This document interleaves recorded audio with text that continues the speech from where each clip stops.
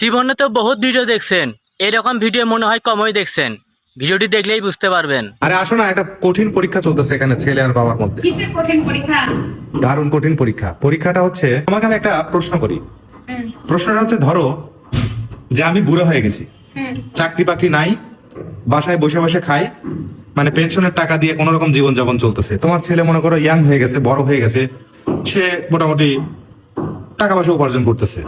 তো ওই মুহূর্তে গিয়ে যদি তোমার বাপের বাড়ি থেকে পাওয়া 10 লক্ষ টাকা আমিও চাই, তোমার ছেলেও চায়, যাতে ওইটা দিয়ে কিছু আমরা করব, তো তোমার জীবনের শেষ সম্বলটুকু তুমি তোমার ছেলের হাতে তুলে দিতে চাও না তোমার স্বামীর হাতে তুলে দিতে চাও?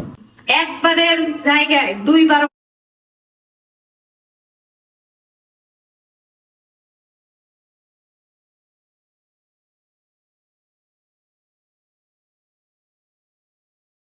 ভাববো না, ঠিক আছে?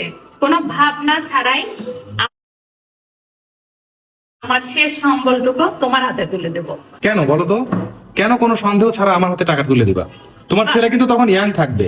ছেলে ইয়াং থাক, কিন্তু তুমি মানুষ হিসাবে কেমন, তুমি কি সিদ্ধান্ত নিতে পারো, কি করতে পারো, এটা তো আমার থেকে ভালো কেউ জানে না। আমার আত্মবিশ্বাস আছে যে তুমি শেষ বয়সে হলেও ওটা দিয়ে কিছু না কিছু অবশ্যই করতে পারবা। আর ওইটা যদি তুমি হারায়ও ফেলো, কোনোভাবে যদি লসও হয়ে যায় বিজনেস, কিংবা কোনোভাবে যদি টাকাটা হারায়ও যায়, তাতেও আমার আফসোস থাকবে না। বুঝছো, কিন্তু মানুষের শেষ সম্বল যে তুমি তো আমার শেষ সম্বল। টাকা কি কখনো কারো শেষ সম্বল হতে পারে? একটা মেয়ের জীবনে তার স্বামী তার মানে কি বলবো সম্বল, সবকিছুই, ঠিক আছে? একটা মেয়ের জীবনে তার স্বামী শেষ সম্বল। টাকা কখনো মেয়ে মানুষের জীবনে শেষ সম্বল হতে পারে না। একটা পুরুষ তার নিজের জন্য কখনোই অতটা চিন্তা করে না যতটা তার বউ, বাচ্চা, পরিবারের জন্য চিন্তা করে, তাদেরকে ভালো রাখার জন্য যতটা স্যাক্রিফাইস করে। তো ঠিক আছে? ও তোমার তো ছেলে, সে তো তোমাকে ভালো রাখার চেষ্টা করবে ডেফিনেটলি। ওই সময় তো ওরও সিদ্ধান্ত ভালো হইতে পারে। ছেলে আর স্বামী আলাদা জিনিস। ছেলে যখন বিয়ে করবে, ছেলে তার বউকে ভালো রাখার জন্য চেষ্টা করবে। ছেলে অবশ্যই বাবা মাকে দেখে, তবে একজন স্বামী যেভাবে তার স্ত্রীর কথা চিন্তা করে, ছেলে কখনোই তার মায়ের কথা ওইভাবে চিন্তা করে না, বুঝছো?